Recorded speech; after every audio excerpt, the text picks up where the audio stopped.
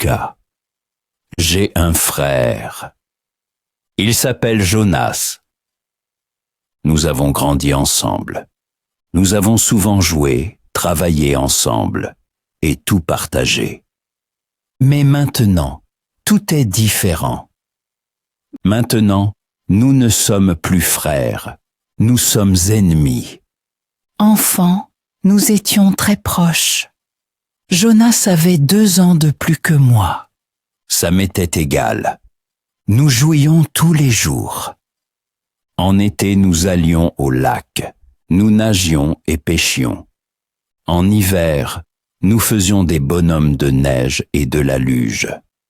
Notre père avait une ferme. Il y avait beaucoup d'animaux là-bas. Nous avions des vaches, des cochons, des poulets et des chevaux. Jonas et moi aidions tous les jours. Après l'école, nous nourrissions les animaux. Nous travaillions dans le jardin et assistions notre père. Jonas était plus fort que moi. Il pouvait porter des choses lourdes et courir plus vite. Cela ne me dérangeait pas. J'étais fier de lui. Je voulais être comme lui. Je faisais tout comme lui. Notre père était un bonhomme. Il était strict mais juste. Il disait souvent, le travail est important. Il disait aussi, être honnête est important. Et il disait, la famille est la chose la plus importante. Vous êtes frères, disait-il toujours. Vous devez rester ensemble. Vous devez vous aider.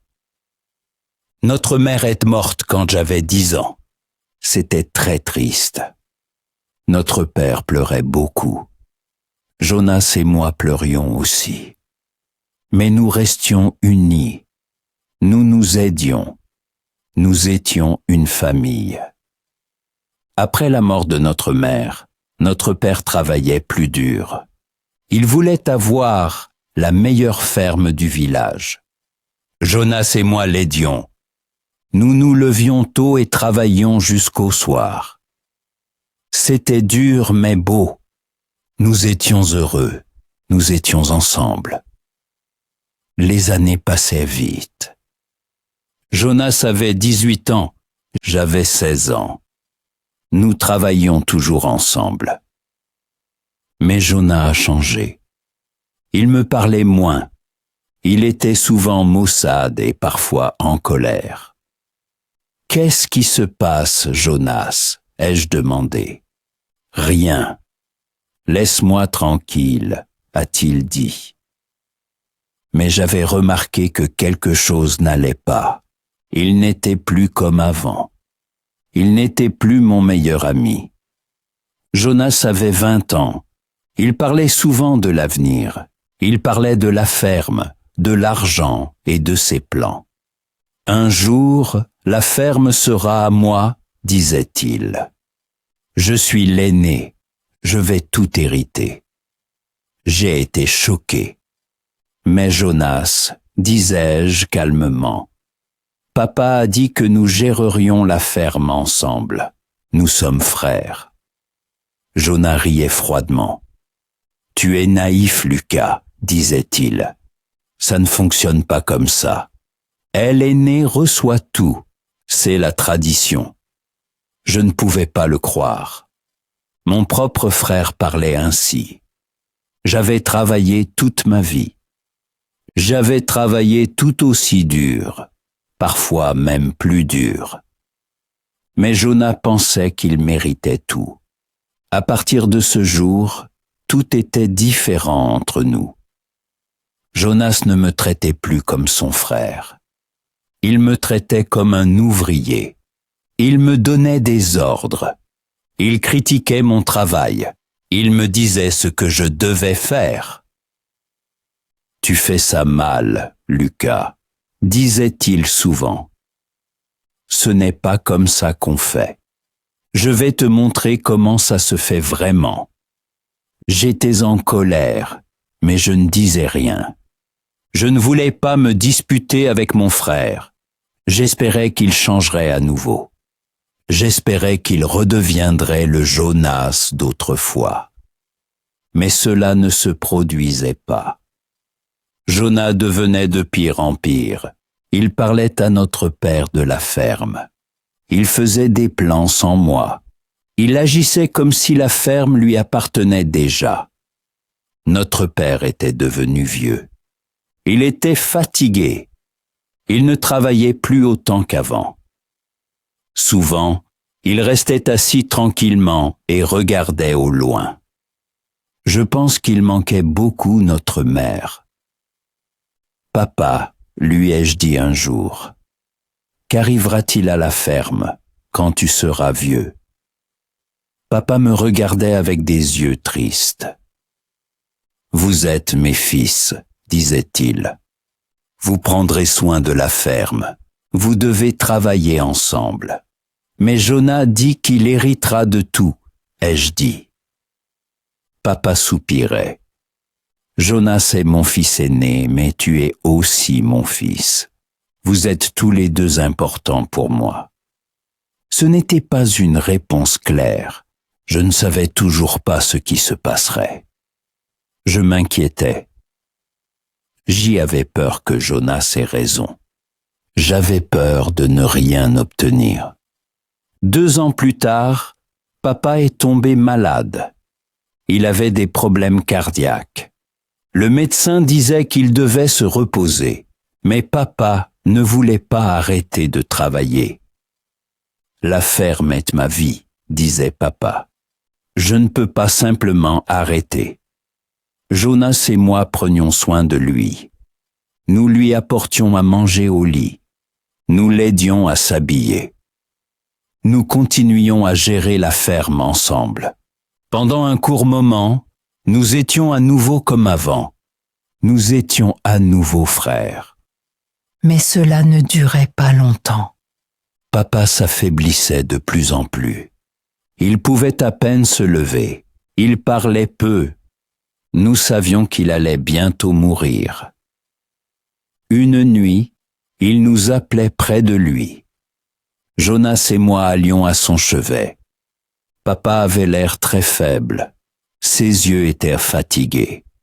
« Mes fils, disait-il doucement, je vais bientôt mourir. Je veux vous dire quelque chose. » Nous écoutions en silence et lui tenions les mains. « Vous êtes mes plus grands trésors, disait-il. Je vous aime tous les deux de la même manière. Vous devez rester unis.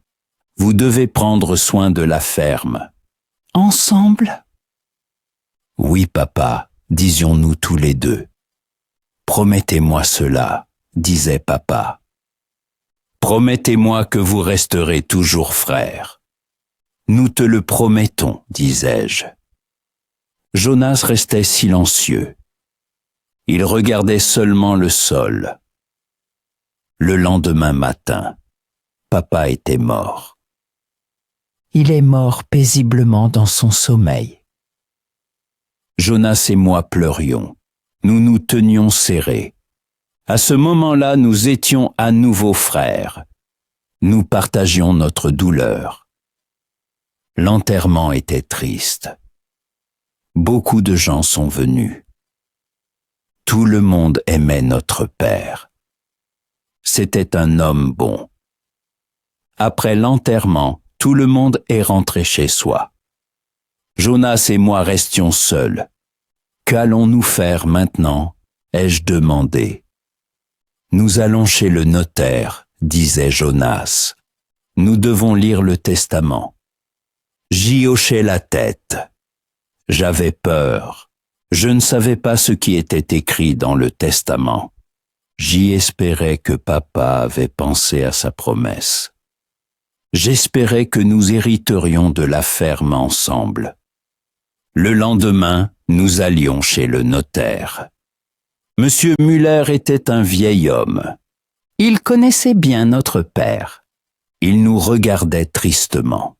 « Je suis désolé pour votre père, disait-il. C'était un homme bon. Merci, disions-nous. Lisons le testament, disait monsieur. Muller. Il ouvrait un dossier brun et sortait des papiers. Mon cœur battait vite. J'étais nerveux. Jonas était assis à côté de moi. Il était très calme. Monsieur Muller commençait à lire. Moi, Henri Weber, lègue ma ferme, mes terres et tout mon argent à mes deux fils, Jonas et Lucas Weber. Ils doivent tout hériter à parts égales. J'y étais soulagé. Papa avait tenu sa promesse. Nous devions tout partager. Je regardais Jonas. Je pensais qu'il serait content. Mais Jonas avait l'air fâché. Ses yeux étaient froids. Ses mains étaient serrées en poing. « Ça ne peut pas être, disait-il fort. Je suis l'aîné. Je devrais tout hériter. » Monsieur Muller avait l'air surpris. « C'est le dernier souhait de votre père, Jonas. Le testament est clair. » « Non, criait Jonas. Il se levait. « Ce n'est pas juste. J'ai travaillé plus. Je mérite plus. » Je ne pouvais pas le croire. Jonas refusait d'accepter le testament. Il voulait tout pour lui. « Jonas, disais-je calmement, c'est le souhait de papa. Nous lui avons promis de rester ensemble. » Jonas me regardait avec des yeux froids. « Tu ne comprends rien, Lucas. Tu es seulement le frère cadet. Tu ne mérites rien. » Ces paroles me blessaient profondément. Mon propre frère disait que je ne méritais rien. Après toutes ces années à travailler ensemble, après toutes ces années à être côte à côte. « Ce n'est pas vrai, disais-je. J'ai travaillé aussi dur que toi. »« C'est une blague, disait Jonas. Tu as toujours été paresseux, toujours inutile. » Je sentais des larmes dans mes yeux. Comment Jonas pouvait-il être aussi cruel? Comment pouvait-il parler de moi ainsi?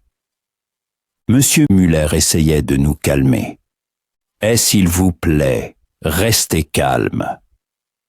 Le testament est valable. Vous devez tous les deux l'accepter. » Mais Jonas n'écoutait pas. « Je vais contester, disait-il. Je vais engager un avocat. Je récupérerai ce qui me revient. » Il quittait le bureau en claquant la porte. Je restais seul avec monsieur. Muller. « Je suis désolé, Lucas, disait-il.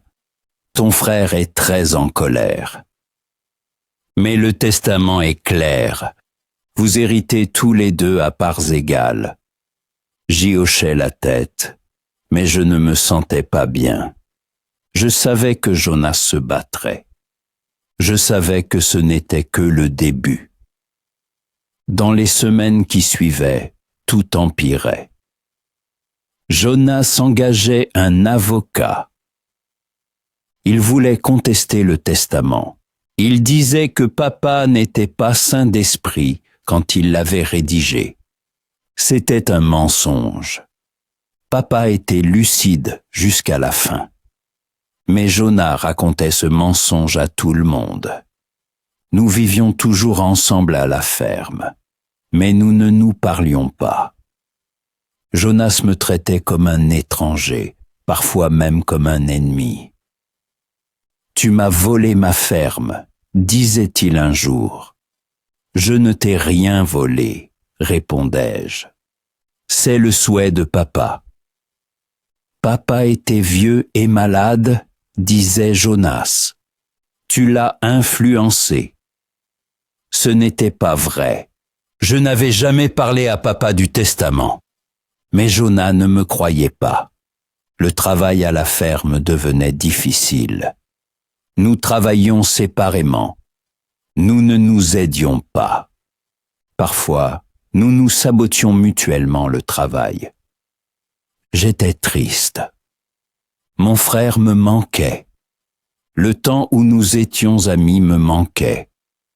Je ne comprenais pas pourquoi Jonas avait tant changé. Je ne comprenais pas pourquoi l'argent était plus important que la famille. Les gens du village avaient remarqué notre dispute. Ils parlaient de nous. Certains soutenaient Jonas. Ils disaient « L'aîné doit tout recevoir ». D'autres me soutenaient. Ils disaient « Le père voulait que les deux partagent tout ». Je ne voulais pas me battre. Je voulais simplement la paix avec mon frère. Je pensais à lui donner tout. Je pensais à quitter la ferme. Mais ensuite, je pensais à papa. Je pensais à sa promesse. Je ne pouvais pas le décevoir. Après 3 mois, la situation était devenue insupportable. Jonas et moi ne pouvions plus vivre ensemble. Nous nous disputions tous les jours. Parfois, nous nous crions dessus. Parfois, nous nous menacions même. Un soir, je préparais le dîner pour nous deux. C'était une vieille tradition. Papa disait toujours que la famille devait manger ensemble. J'y espérais que nous pourrions peut-être parler. J'espérais que nous trouverions une solution. Jonas entrait dans la cuisine. Il voyait la nourriture sur la table. Il me regardait en colère. « Qu'est-ce que c'est que ça ?» demandait-il. Je pensais que nous pourrions manger ensemble, disais-je, comme avant. Jonas riait amèrement. Comme avant, il n'y a plus de avant, Lucas. Tu as tout détruit. Je n'ai rien détruit, disais-je. C'est toi qui as tout détruit. Moi, criait Jonas. Tu m'as volé ma ferme. Tu m'as volé mon avenir. Ce n'est pas vrai, criai-je. Tu es avide, tu veux tout pour toi. Jonas devenait très en colère. Il prenait une assiette. Pendant un moment, je pensais qu'il allait la lancer sur moi. Mais ensuite, il la reposait. Je ne peux plus vivre avec toi, disait-il. Je ne veux plus te voir. Bien, disais-je. Alors pars. Je vais le faire, disait Jonas. Mais je reviendrai, et quand je reviendrai, j'aurai tout ce qui m'appartient. Le lendemain matin, Jonas emballait ses affaires. Il prenait tout ce qui lui appartenait. Il quittait la ferme. Il ne disait même pas au revoir. Je restais seul. Je m'asseyais dans la cuisine et regardais la maison vide. C'était calme. C'était solitaire. Pour la première fois de ma vie, j'étais vraiment seul. Je traversais la maison. Je regardais dans la chambre de Jonas. C'était vide. Toutes ses affaires étaient parties. On aurait dit qu'il n'y avait jamais vécu. Je m'asseyais dans le vieux fauteuil de papa. Je regardais ses livres et ses photos. Je pensais au bon moment. Je pensais au temps où nous étions une famille. Mais maintenant, tout était fini. Jonas était parti et j'étais seul. Notre famille était détruite. Les premières semaines seules étaient difficiles. Je devais faire tout le travail à la ferme moi-même. Il y avait beaucoup à faire. Les animaux devaient être nourris, les champs travaillés, la maison devait être entretenue. Je me levais tôt et travaillais jusqu'à tard le soir. J'étais fatigué et triste. Mais je continuais. Je pensais à papa. Je voulais maintenir la ferme en vie. Parfois, des voisins passaient. Ils demandaient après Jonas. Ils demandaient si nous nous étions réconciliés. Je disais toujours non. Je ne leur racontais pas à quel point j'étais triste. Je ne leur disais pas combien mon frère me manquait. Le soir, je m'asseyais seul dans la cuisine. Je mangeais seul. Je regardais la télévision seul. Tout me rappelait Jonas. Tout me rappelait le temps où nous étions ensemble. Je recevais des lettres de l'avocat de Jonas. L'avocat me menaçait. Il disait que Jonas récupérerait la ferme. Il disait que je devrais abandonner. Mais je n'abandonnais pas.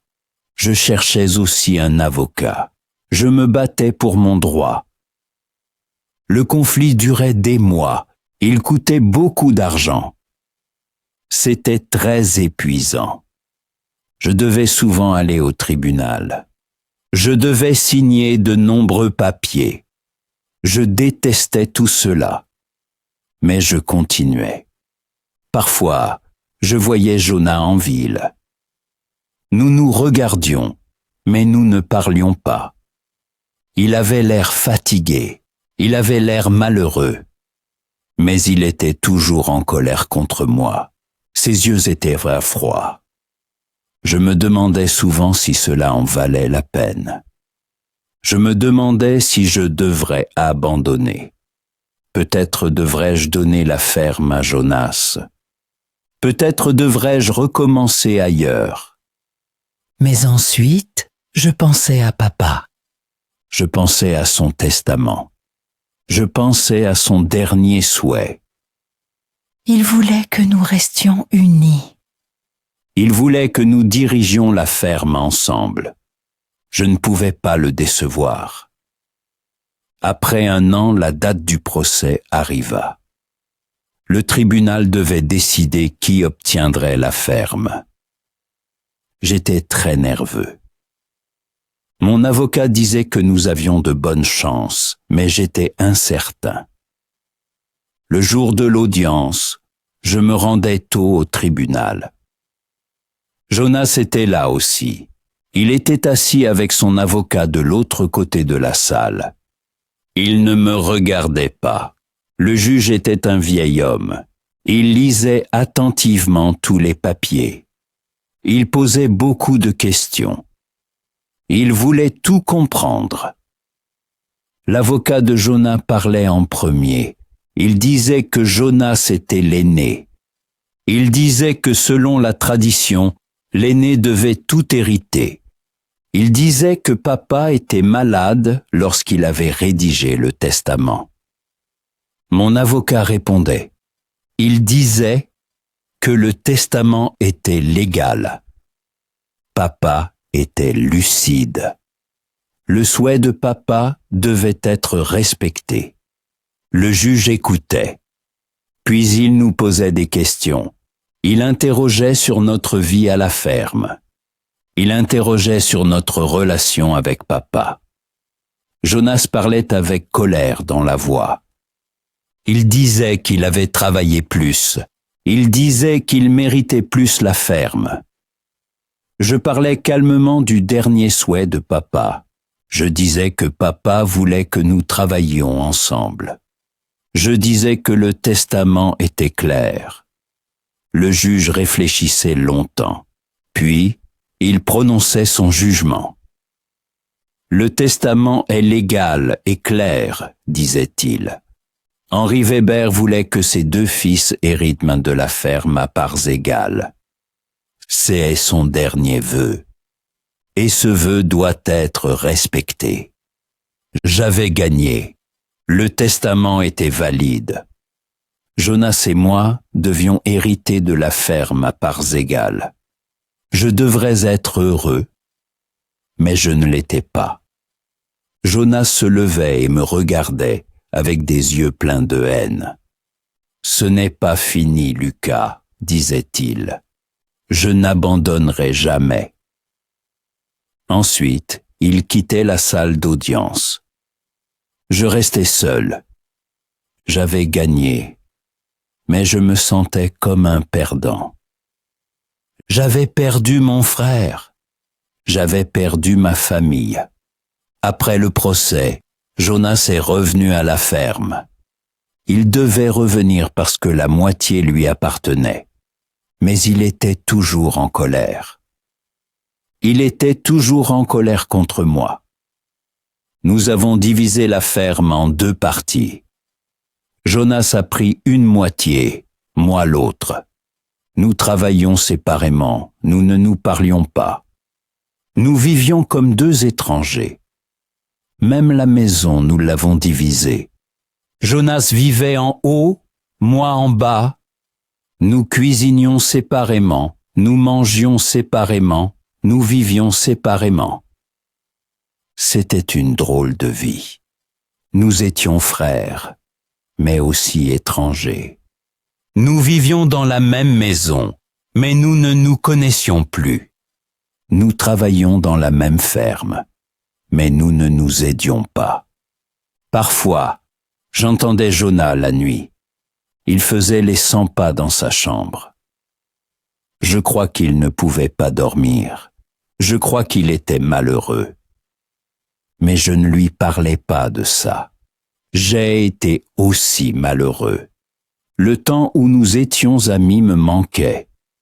Les conversations avec mon frère me manquaient.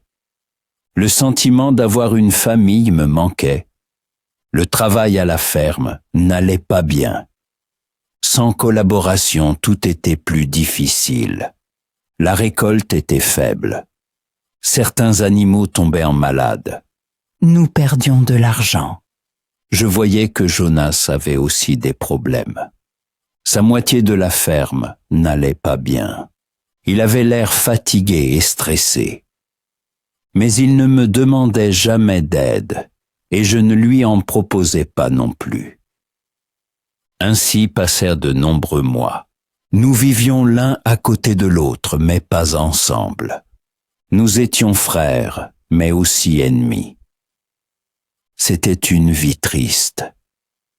Puis un jour, quelque chose de terrible est arrivé. C'était le hiver, et il neigeait beaucoup. J'étais dans la grange en train de nourrir les animaux. Soudain, j'ai entendu un cri. Je suis sorti en courant, et j'ai vu Jonas allongé dans la neige. Il tenait sa jambe et criait de douleur. Il était tombé de l'échelle. Pendant un moment, j'ai hésité. Jonas était mon ennemi. Il me détestait. Il ne voulait pas de mon aide. Mais ensuite, j'ai vu le sang dans la neige. J'ai vu sa douleur. Il était mon frère. Je devais l'aider. Je suis allé vers lui. Jonas, que s'est-il passé? Gémissait-il. Je crois qu'elle est cassée. Je l'ai aidé à se lever. Je l'ai amené à la maison et appelé le médecin.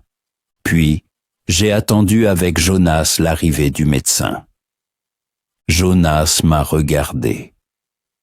Pour la première fois depuis des mois, il ne me regardait pas avec haine. Il me regardait avec gratitude. « Merci, Lucas », disait-il doucement. « Tu es mon frère », disais-je. « Bien sûr que je vais t'aider. » Le médecin est venu et a examiné Jonas. La jambe était cassée. Jonas devait aller à l'hôpital. Je l'ai emmené là-bas et j'ai attendu pendant que les médecins le traitaient. Je réfléchissais à tout. Notre dispute, notre enfance, notre père. Quand Jonas est sorti de l'opération, j'étais assis à son chevet. Il était faible, mais éveillé. « Tu es encore là », disait-il surpris. « Oui », disais-je. « Je suis encore là. »« Pourquoi ?» demandait Jonas. « J'ai été si méchant avec toi. Je t'ai fait du mal, parce que tu es mon frère, disais-je. Parce que je t'aime, malgré tout. » Jonas avait les larmes aux yeux. « Je suis désolé, Lucas. Je suis tellement désolé. »« Moi aussi, » disais-je. Je suis aussi désolé. Jonas est resté 2 semaines à l'hôpital. Je lui rendais visite tous les jours. Nous parlions de beaucoup de choses, de notre enfance, de papa, de notre dispute. Je ne sais pas ce qui m'est arrivé, disait Jonas un jour.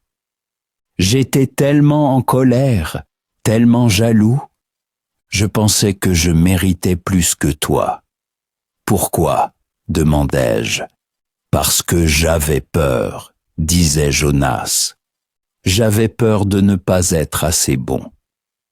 J'avais peur que papa t'aime plus que moi. J'y étais surpris. Papa nous aimait tous les deux de la même manière, disais-je. Je sais, disait Jonas. Mais à l'époque, je ne le pensais pas. Je pensais que je devais me battre pour obtenir son amour. Nous parlions aussi du testament. Jonas comprenait maintenant pourquoi papa avait tout partagé. Papa voulait que nous travaillions ensemble, que nous restions une famille. J'ai fait une grosse erreur, disait Jonas. J'ai presque tout détruit qui était important. Mais ce n'est pas trop tard, disais-je. Nous pouvons tout arranger. Jonas me regardait avec espoir. Tu le penses vraiment ? Oui, disais-je, si nous le voulons tous les deux. Je veux, disait Jonas. Je veux retrouver mon frère. Quand Jonas est sorti de l'hôpital, tout était différent. Nous nous parlions à nouveau. Nous mangions à nouveau ensemble. Nous travaillions à nouveau ensemble. Ce n'était pas facile. Nous devions apprendre à nous faire confiance à nouveau. Nous devions apprendre à être à nouveau une famille. Mais nous l'avons fait. Chaque jour. Dans les mois qui ont suivi, nous avons lentement réparé notre relation. Jonas s'excusait souvent pour son comportement. Il disait à quel point il était désolé. Il disait qu'il me manquait. Je lui pardonnais. Ce n'était pas facile, mais je lui pardonnais. C'était mon frère. Je l'aimais malgré tout. Nous avons réuni la ferme. Nous avons travaillé ensemble, pris des décisions ensemble, partagé tout. La ferme allait mieux. La récolte était bonne. Les animaux étaient en bonne santé. Nous gagnions à nouveau de l'argent. Mais le plus important était que nous étions à nouveau frères. Nous parlions à nouveau. Nous rions à nouveau. Nous étions à nouveau une famille. Un soir, nous étions assis dans la cuisine. Nous buvions de la bière et parlions de la journée. Cela me rappelait le passé. « Tu te souviens quand nous étions enfants ?» demandai-je.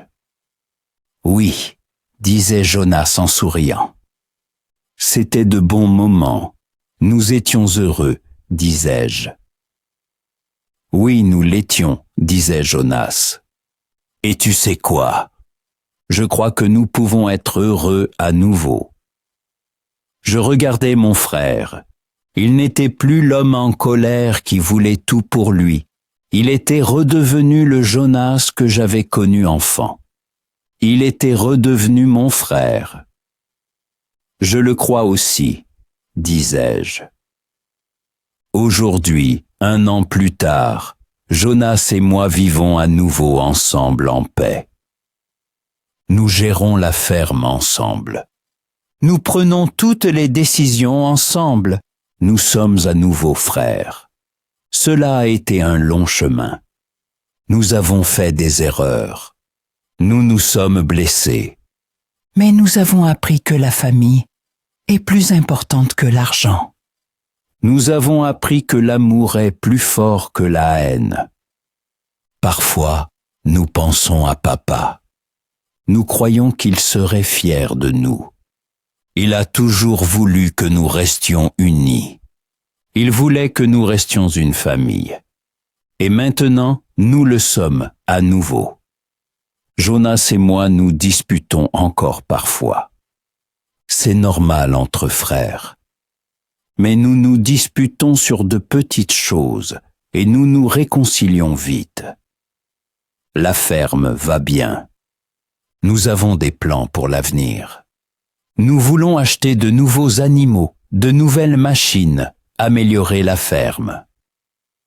Mais le plus important est, nous sommes ensemble. Nous sommes à nouveau frères. Nous sommes à nouveau une famille. Parfois, quand je vois Jonas travailler, je pense à notre enfance. Je pense au temps où nous jouions et rions. Nous ne sommes plus des enfants. Nous sommes devenus des hommes. Mais dans nos cœurs, nous sommes à nouveau comme avant. Deux frères qui s'aiment et s'entraident. J'ai appris que la famille est la chose la plus importante dans la vie. L'argent va et vient. Les possessions vont et viennent. Mais la famille reste. La famille est tout. Jonas a appris cela aussi. Il est maintenant une autre personne. Il n'est plus avide. Il n'est plus jaloux. Il est redevenu mon frère. Il est redevenu mon meilleur ami. Nous avons surmonté une période difficile. Nous avons presque tout perdu. Mais à la fin, nous avons retrouvé ce qui est le plus important, nous-mêmes. Nous nous sommes retrouvés, c'est notre histoire. Une histoire de disputes et de réconciliation, de haine et d'amour, de deux frères qui ont failli tout perdre, mais qui ont finalement tout gagné. Nous sommes Lucas et Jonas Weber. Nous sommes frères. Nous sommes une famille. Et nous le resterons toujours.